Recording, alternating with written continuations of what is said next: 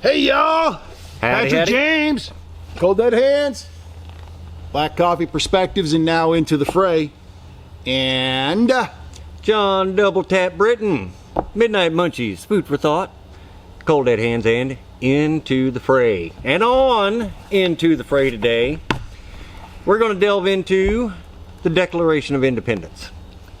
There's some conflicting thought as to whether or not it is actually a founding document or not, or whether it was just a really cool breakup letter with King George. Well, you know, the fact of the matter is, and I don't know about you down here in Texas, but up there in Michigan, I was never taught that the Declaration of Independence was an actual document that related to the founding of our country. I was just always told that it was a declaration that was sent to King George as a really cool breakup letter. And here's why we're leaving you. Yeah. Dear John.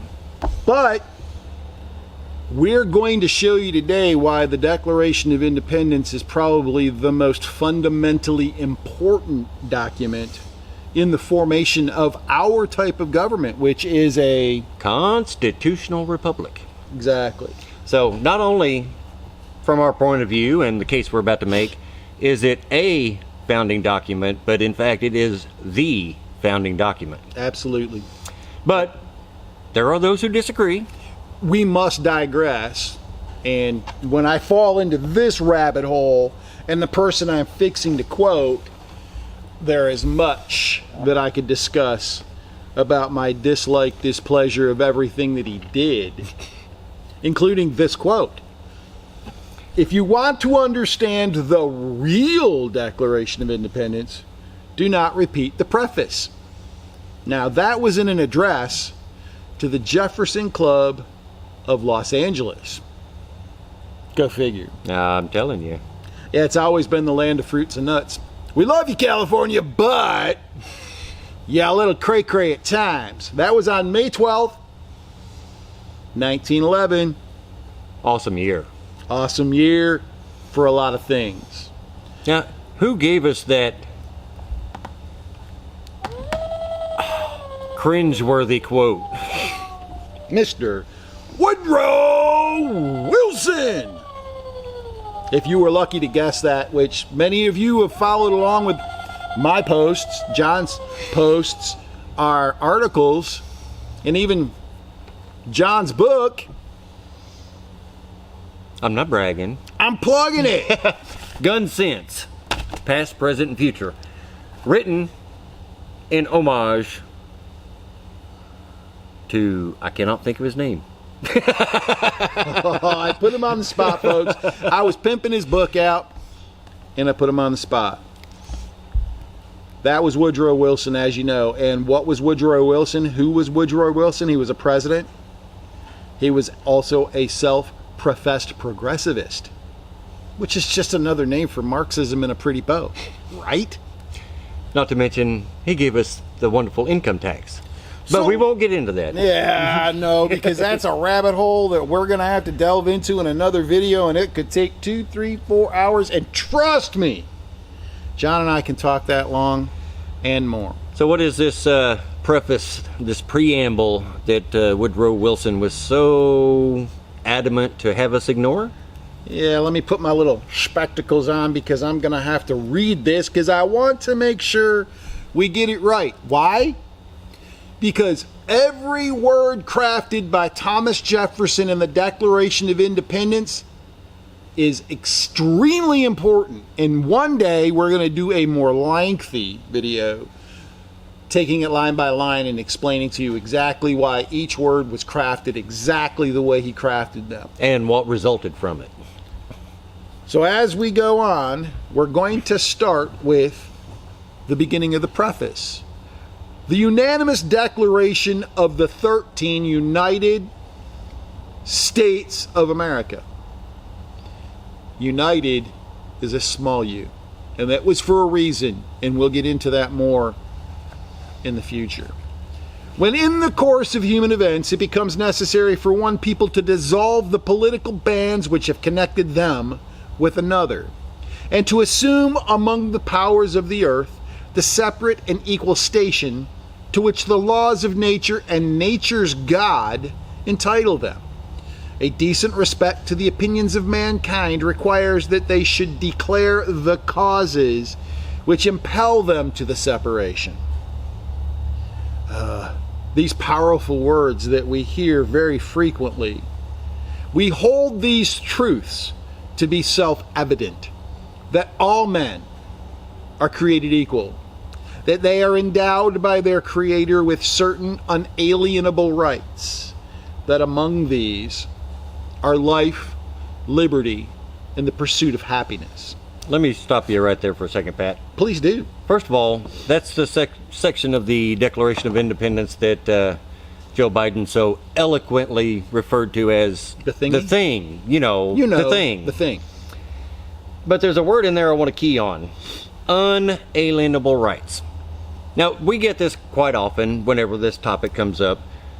Unalienable versus inalienable. They're the same thing. No, there is a difference. No, you're right. There is a huge difference. Anything related to the founding documents, whether it be the Declaration of Independence or the Constitution, you have to go back to the time it was written to understand it properly.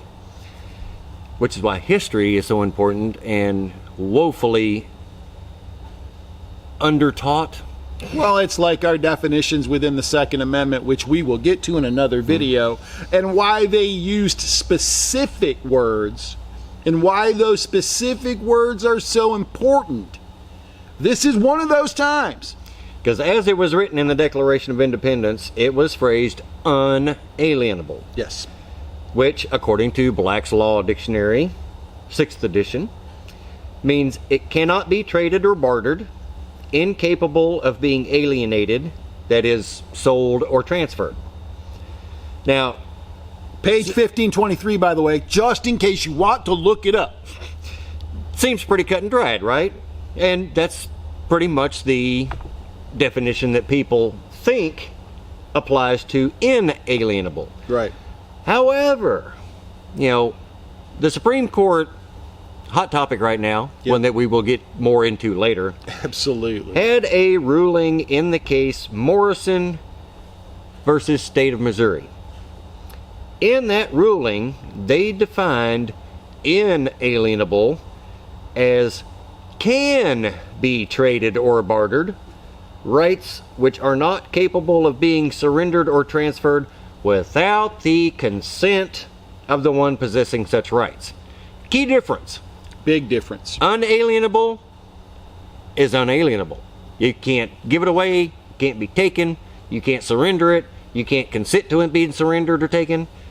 Inalienable rights can be taken away if you consent.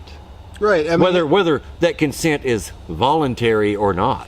Well, and this is why we're telling you that the words that Thomas Jefferson chose to put in this document are that important. Because he said they are endowed by their Creator. Now, he left Creator ambiguous. Mm-hmm. Did he mean God, the God of Isaac, Abraham, and then Jacob? Right, you see, I'm a super religious guy. I know my Christ. I don't know all the Bible scriptures. But I'm going to tell you, Thomas Jefferson was absolutely referring to that God. Mm-hmm. Now, I know there's a lot of people out there that would say he's a deist, maybe an agnostic, maybe an atheist. Just one question. Would a agnostic, deist, atheist literally write his own Bible? And what did he do? He pulled all the words of Christ out to make a daily devotional for himself. He didn't publicize it. He didn't publish it. It was actually published posthumously because it was his daily devotional to live by. The words of my master, John's master, our Christ, Jesus, his words. That's what he lived by. That morality. But we're not going to go all Sunday sermon on you. And we certainly aren't, because there's plenty of videos in the future that we could do that.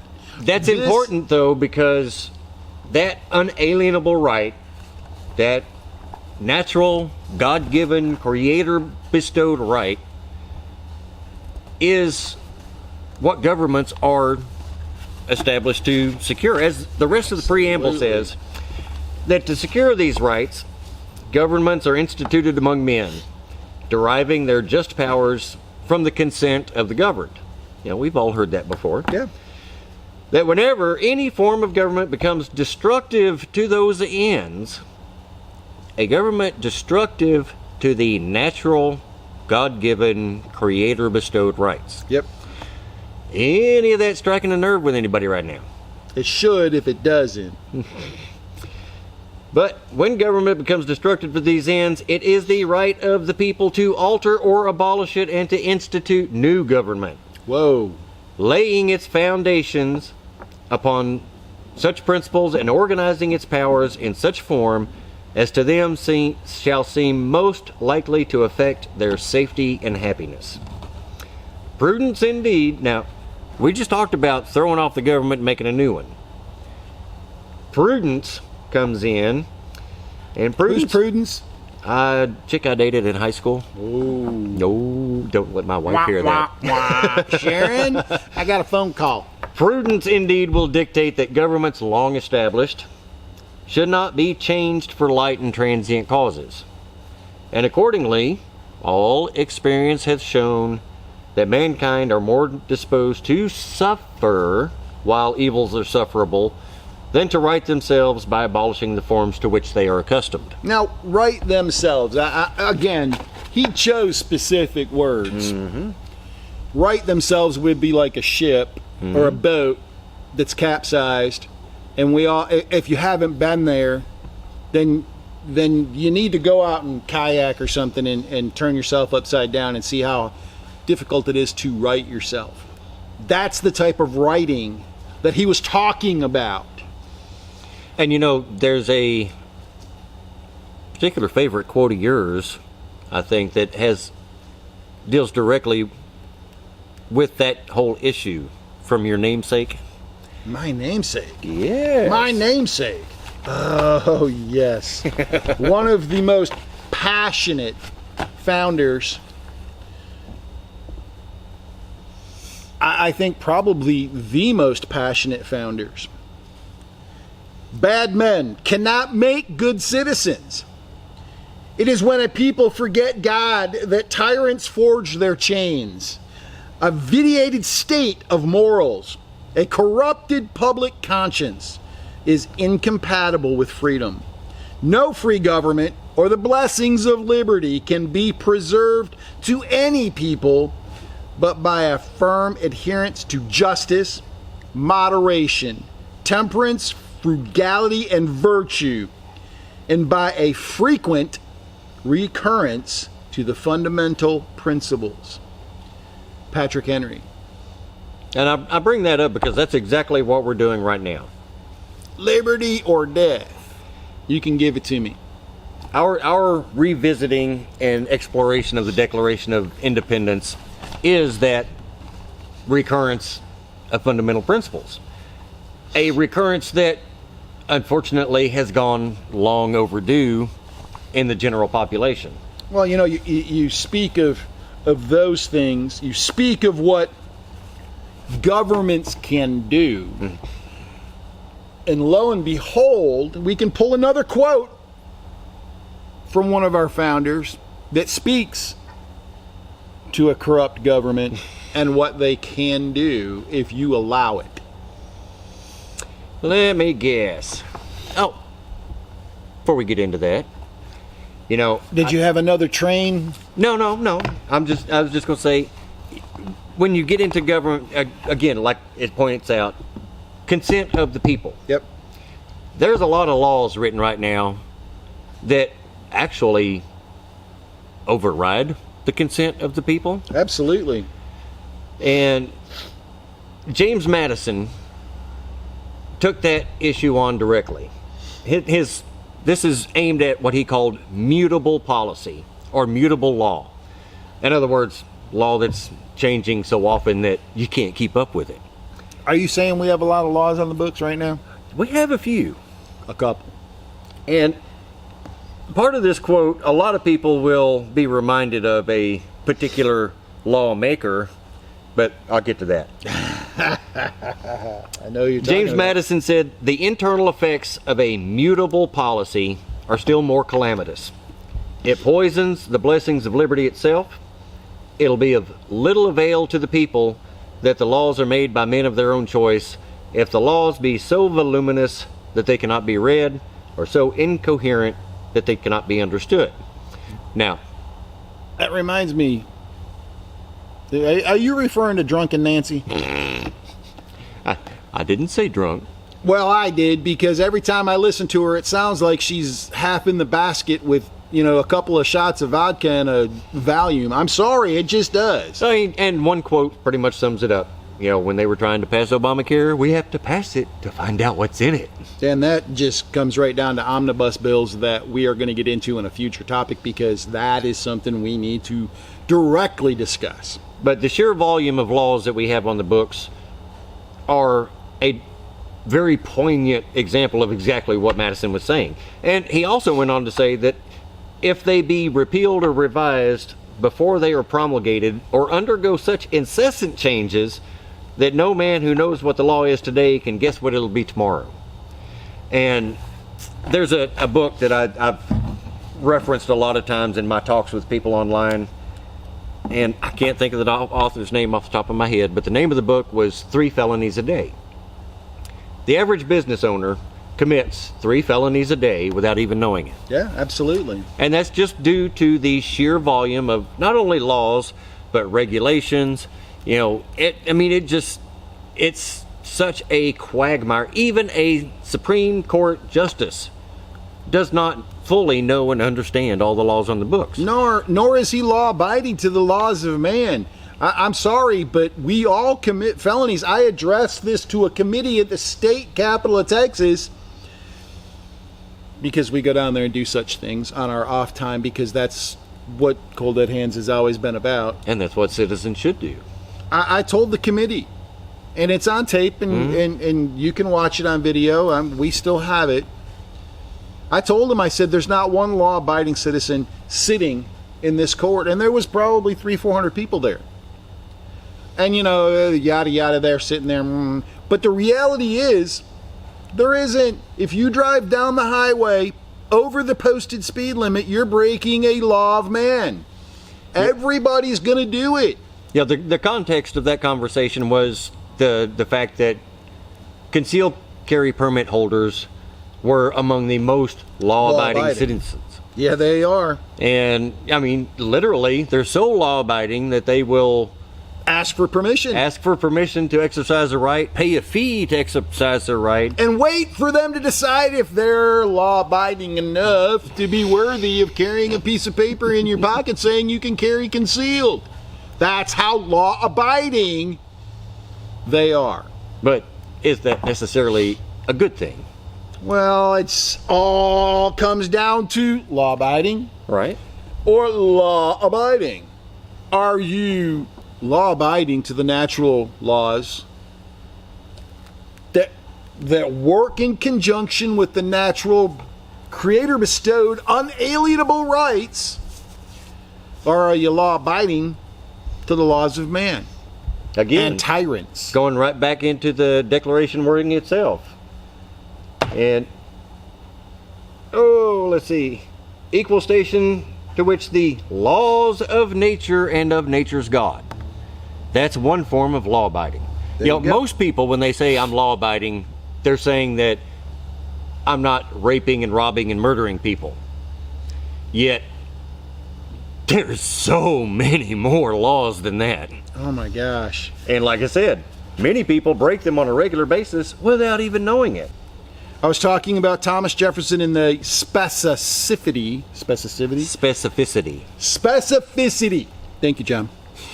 Of his words and the way he worded the Declaration of Independence. And I'm going to read a quote by him that attends to natural laws and natural rights, and why he worded it unalienable, creator bestowed.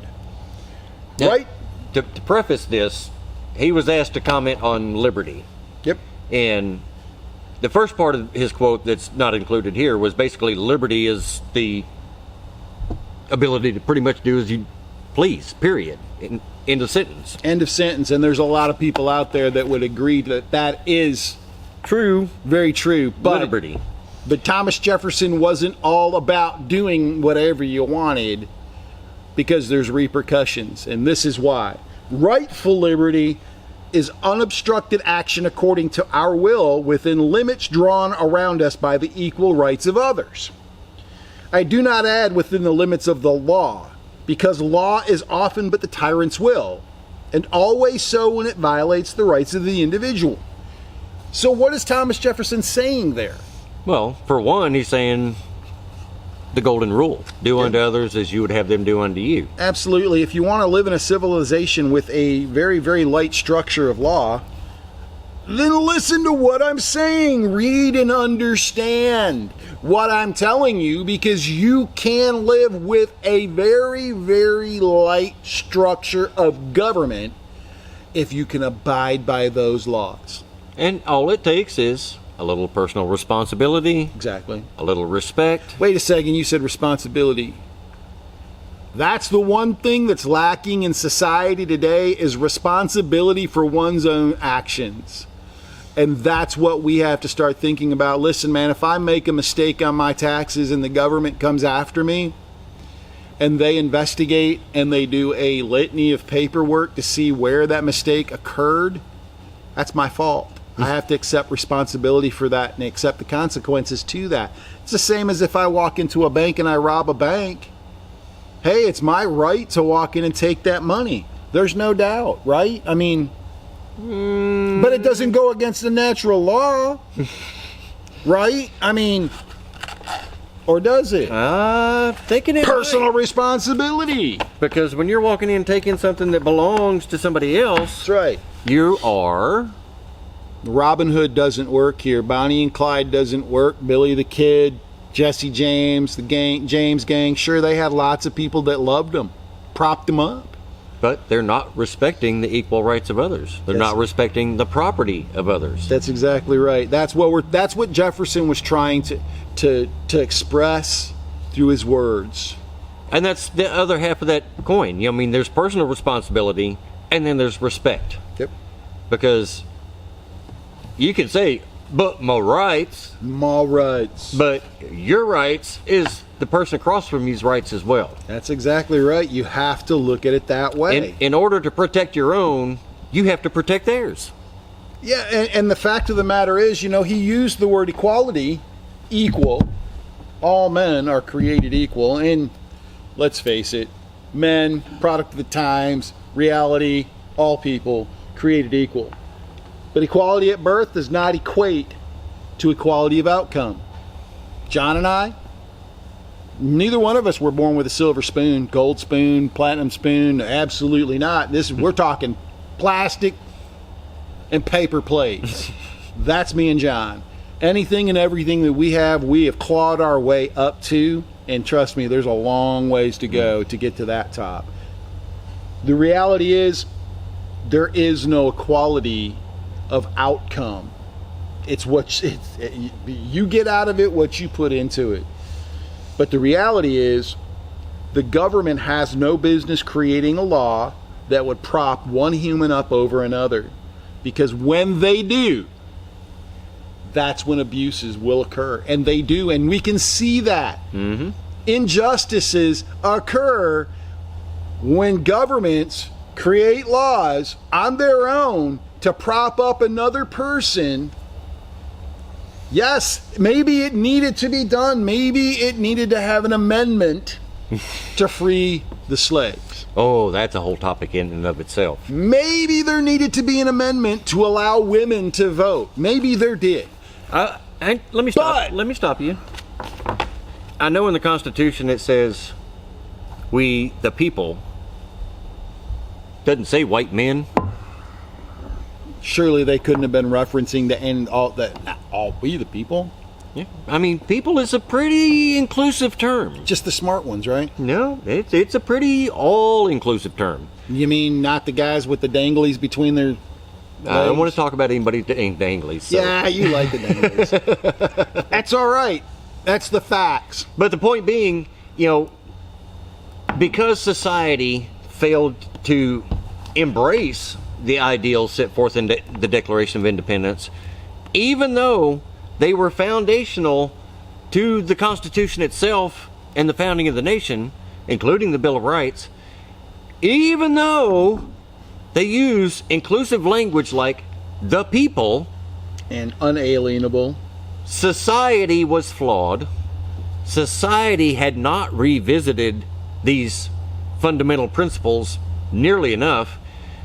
So government amended the Constitution to specifically target certain people and provide privileges that they didn't think that the Declaration and the Constitution already provided for. We hear all about privilege today, man.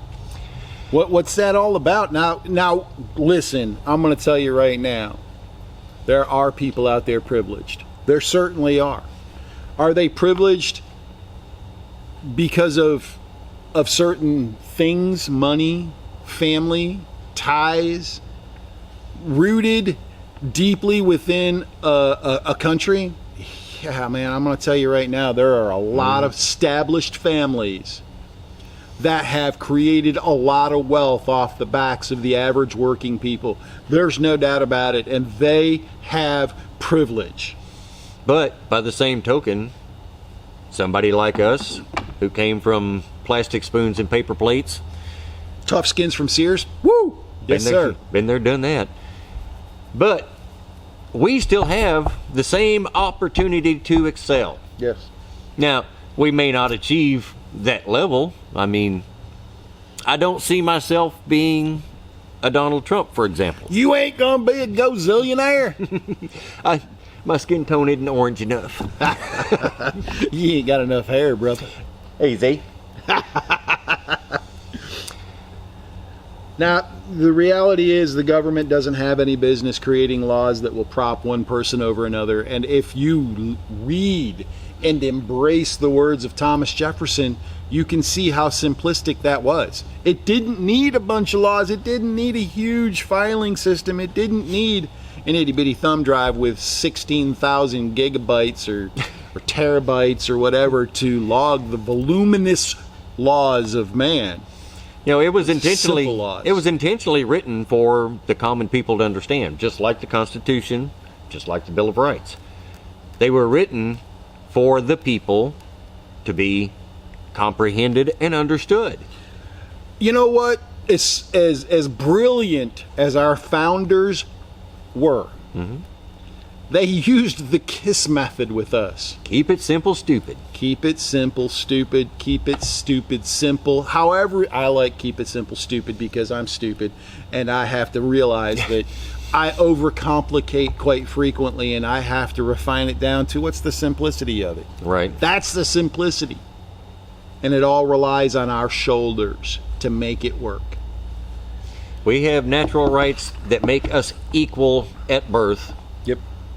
But do not dictate our outcomes. No, and that's because we have things like free will and free association. It's devoid of race and religion. It's devoid of a creed or a sexual orientation. It doesn't matter who or what you are, your station in life. It does not matter. We all have that equal right to free will and association. Yep. And that's where respect comes in. Absolutely. I mean, you're free to associate with who you like. Yep. You're free to basic human respect. Yeah.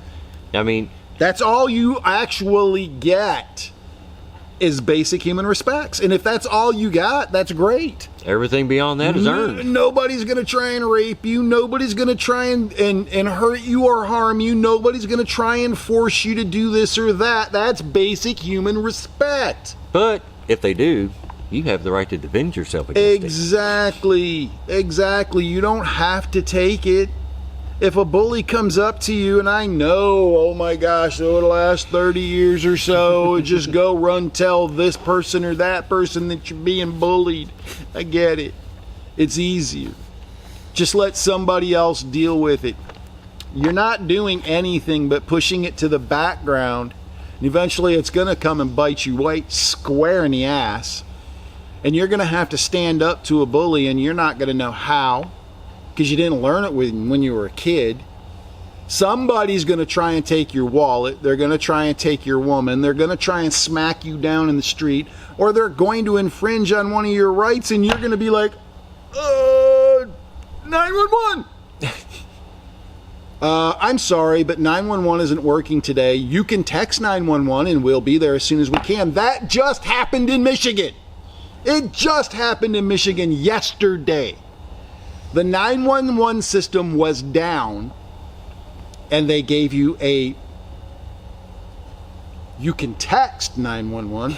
Good luck. Good luck texting 911. The reality is, folks, this whole premise starts on the basic human respects, and after you give those, everything else is earned. Yep. Everything else is earned. If we become friends like me and John, Sometimes. then we have deeper respects for each other.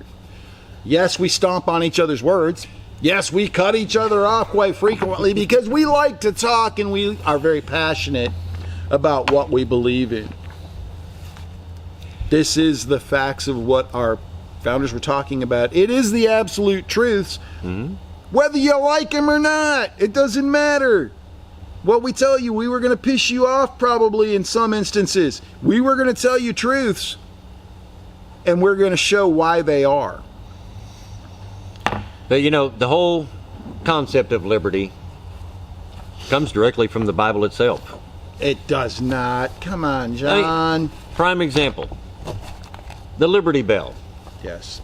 Has a inscription on it. I don't know how many of you know what that inscription says. We have to read it because we want to make sure we get it right. But it comes directly from the Bible. Leviticus 25:10. That's Old Testament. And it Still says, consecrate the 50th year. Now, for those who don't know, that's Jubilee in the Hebrew tradition. That's when slaves are released, when debts are forgiven, and people return home to their families and clans. It's a fresh start. It's also, and this is the beauty, because I love how the Bible has to talk about such terms. Proclaim liberty throughout the land to all. Not one, not two, not white, not black, not green, not purple, not man, not female. All inhabitants. And that's what our founders was talking about. That's what they encouraged you to understand. And that was inscribed on the Liberty Bell before the Declaration of Independence, before the Constitution and Bill of Rights. Do not ask me how long before, because I don't know. I want to say 1751, but there you go. I'd have to verify that. Yeah, but yeah, don't hold us to that. Yeah. So, and it was a favorite of the abolitionist movement. Yeah. You know, because it says what it says, and that is part of what went into the Declaration. Yeah. It's part of what went into the Constitution. It is what went into our founding. Even though it took us a few years to finally get to that point. Yeah. But there again, that goes back to man. The failure of man, the failure of society to live up to these very forward-looking, visionary ideals that we still haven't fully realized today because we don't go back to the source often enough. Well, and this is the problem. Liberty and freedom lives here. It's in your heart. And the natural laws that guide you are here in your heart. You have to live them. If you don't live them, if you don't try and live them every day, trying to be a better person tomorrow than you were today, then you don't deserve the liberty and freedom that our founders tried to preserve for us in a constitutional republic. You don't. I'm sorry. It's just the way it is. And John Adams put it perfectly. And he's talking about the Constitution, not the Declaration of Independence, but he said the Constitution is meant for a moral, religious people. And it's wholly inadequate for the governing of any other. Because these principles, these documents, the things that we were founded on the individual liberties, individual rights, individual responsibilities. Yeah, absolutely. Not the Woodrow Wilson collectivist, progressivist, socialist, communist, democratic, socialist, yada, yada, yada. You know, you can name off every type of government there is. You can name off every ideology of government there is, from ANCAP, AnarchoCapitalism, for those that don't know what ANCAP is. But if you don't know what ANCAP is, you've probably been under a rock and not actually doing anything online, because they've been around and very vocal. To Marxists, Maoists. You can go right down the whole gamut of every form of government there is. The reality is, it all controls. And they could every one of those, except for a tyrannical situation, could work if you just followed those simple rules that our founders iterated. And, you know, anarcho-capitalism, that whole thought process could work if everybody worked together that way. But they can't. It's human nature. And human nature will drag anarcho-capitalism into tribalism, and then guess what? You just go right back into a feudal system, and this tribe absolves that tribe, and Genghis Khan wiped out the entire continent. I mean, come on. It just goes back to those things, then conquer the world type attitudes and subjugate slaves. And before you know it, you're right back to states and nations and empires, and it just... Yeah. What is the cycle that you like to?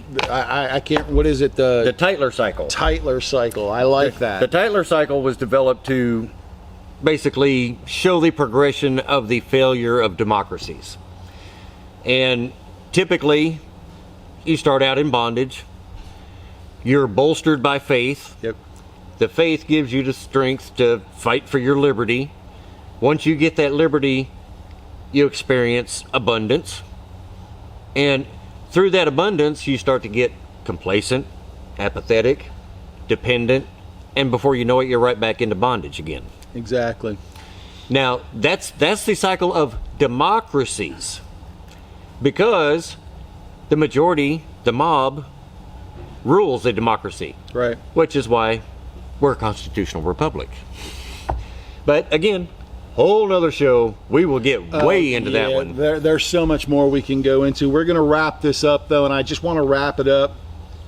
You know that we're followers of Christ. My master is one of the most important things in my life, if not the most important thing. He's above my wife, and she knows that. The servant relationship I share, I give him my rights because he gave them to me. So it's a contract that we can enter into. That's the Creator. So I just want to leave you with these things, because it makes me smile when I read these verses and I read the words within them. For brethren, you have been called unto liberty. Do not only use liberty for an occasion to the flesh, but by love serve one another. That's Galatians 5:13. It was brought to Paul. Paul wrote those words, and I'm a fan of Paul. He was a bad man before Christ got a hold to him, and he never felt worthy. And I very often don't feel worthy, and I'm not worthy of his salvation nor his liberties or freedoms. But that's Galatians 5:13. Stand fast, therefore, in the liberty with which Christ has made us free, and be not entangled again with the yoke of bondage. The words of Christ, the words of Paul, as he bestowed upon us the knowledge that was given to him about how Christ came and delivered us from bondage, and talked about liberty and freedom.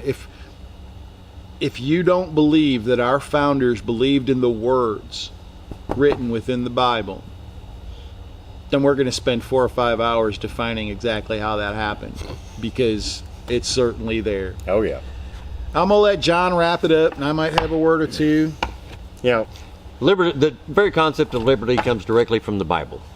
And the founders themselves took those biblical concepts, those biblical beliefs, and merged them with the Renaissance, The philosophical writings. the Enlightenment movement, the logic and reason. Yeah. You know, a lot of people look at religion as superstition, yada, yada, yada.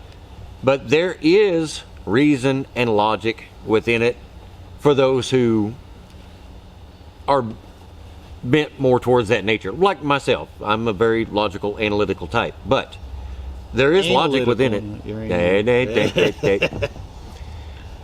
There is logic and reason within it. And the marriage of the two produced these foundational documents that produced what I will unabashedly say is the greatest nation ever created, even though the people throughout the last couple hundred years have squandered quite a bit of it. They haven't been worthy of much of it. They haven't acted worthy of it. So we're revisiting this Declaration of Independence today so we can reconnect with those roots, bring the truth behind those words to you, and let the arguments, disagreements, comments commence, because we will defend. There's a lot of hypocrisies in the world and in our history. There's no doubt about that. The church is often a very big hypocrisy. But I can guarantee you that the words penned within our documents, the words penned by Thomas Jefferson in our Declaration, the words of Christ that have been captured for us to live by, there's no hypocrisy in that. There isn't any. And when you can see that, then you have to work to live up to that. And when you work to live up to that, you deserve liberty and freedom. And until then, you don't. So until our next video, stay tuned, because we are going to bring the truth bombs. We may even lob a few grenades. Pop that flamethrower, piss you off, make you think. That's what we're doing. These are perspectives brought to you by us, Jon Double Tap Britton, Patrick James. Catch you next time on Into the Fray. Peace out. Peace through superior firepower.